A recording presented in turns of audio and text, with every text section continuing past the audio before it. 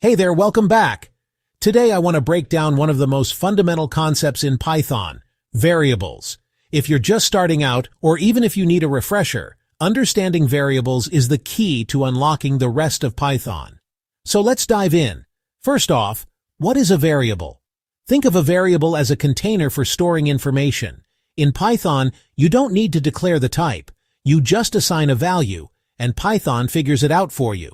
Let me show you what I mean. Let's say I want to store my age. I'd write age equals 25. Here, age is the variable name, and 25 is the value stored inside it. It's as simple as that. You can print it out with print age, and the output is just 25. Easy, right? Variables can hold different types of data. Let's look at a few examples. If I want to store my name equals Alex, that's a string. Notice the quotes.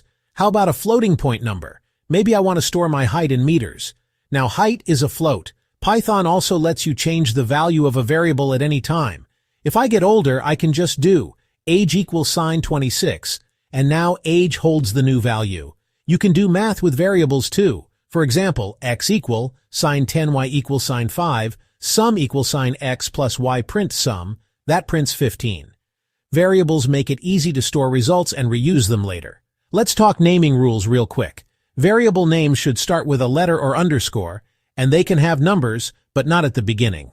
My underscore var1 is fine, my underscore var isn't. Also, Python is case sensitive. Name, keep that in mind. You might also see variables used for user input, like this, user underscore input equals input, enter your name. Print, hello, plus user underscore input. Here, whatever the user types gets stored in user underscore input, and we greet them. One more thing. Variables can store more complex data, like lists.